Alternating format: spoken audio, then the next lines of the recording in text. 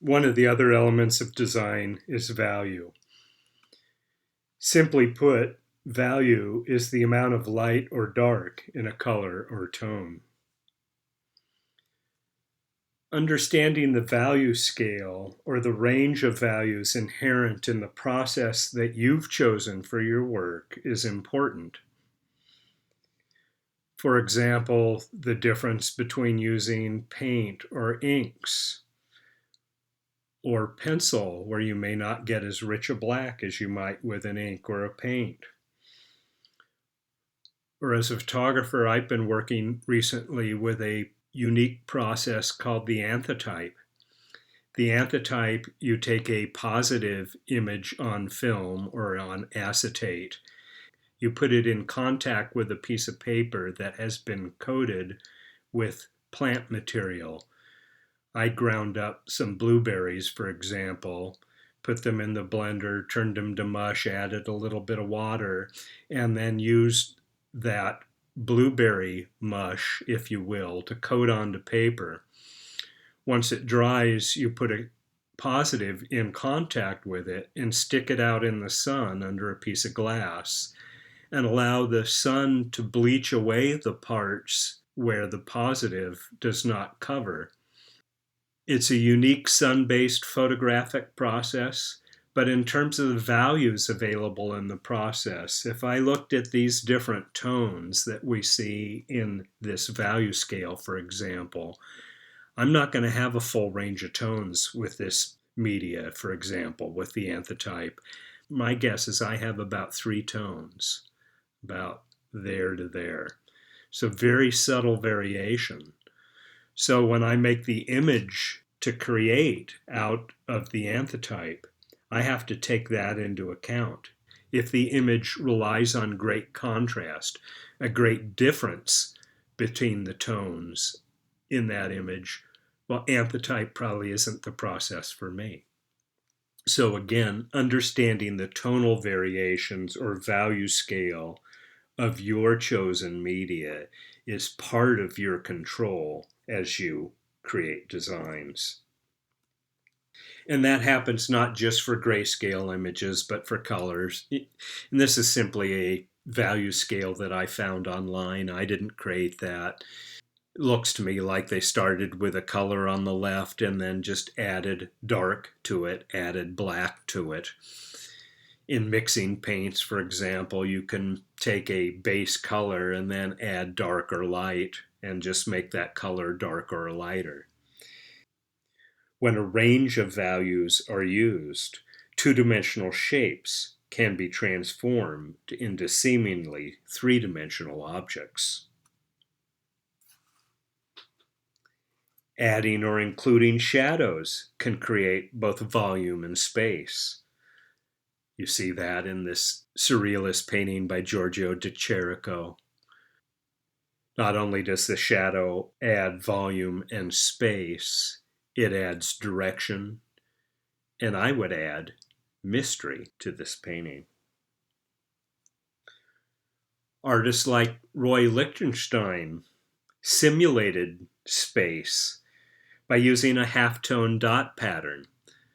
This is how they create photographs in newspapers and magazines and things like that.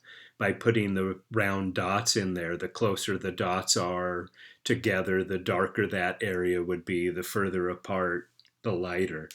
He mimics that in this piece to create a sense of depth in this still life.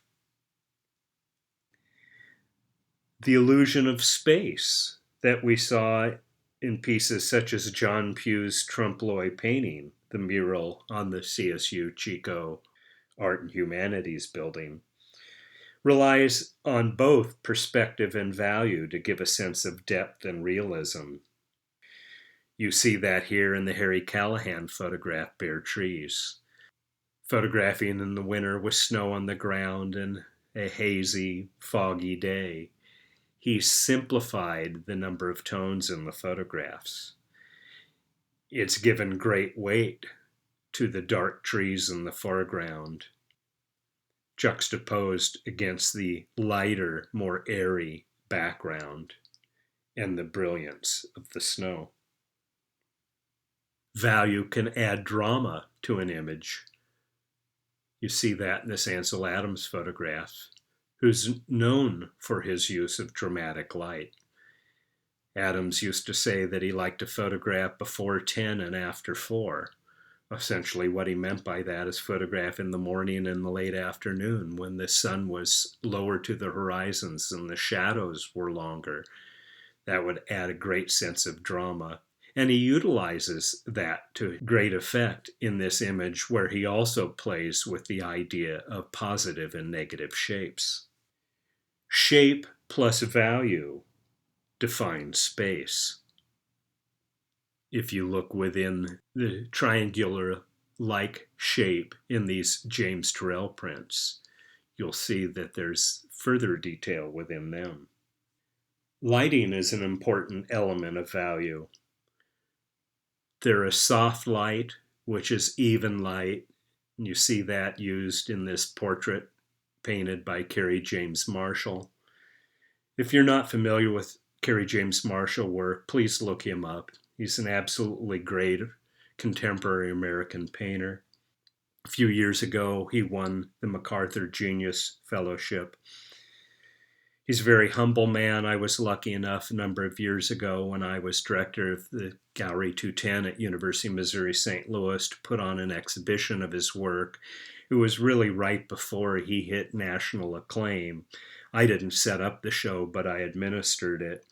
Got to meet him and spend time with him. He's a spectacular human, dedicated to his art, and frankly, just, I think, one of the best contemporary American artists. So really look at his work. I think you'll gain from it.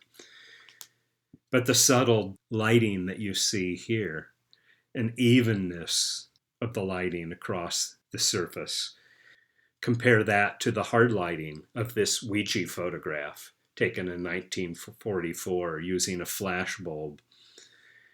There's a starkness in this, and a glitz and glamour to this in some ways as well. Value can have both a symbolic and emotional impact as well. You see that in this Barbara Kruger image, Your Body is a Battleground. On left side, we see her appropriated image of a woman here in its tonal value that we recognize. On the right-hand side, she's created a negative. It suggests there's two sides to this picture. You read the text, your body is a battleground. We recognize the portrait of that as a female. It suggests commentary on abortion rights. There's one side of the political battle that wants to curtail it, and one side that doesn't. That's suggested by her bold design, her use of typography, and the simple but effective use of value. So there you have it. 4 of the 5 elements of design: line, shape, texture, value. The one I haven't talked about to any great extent we'll do in a separate lecture: color.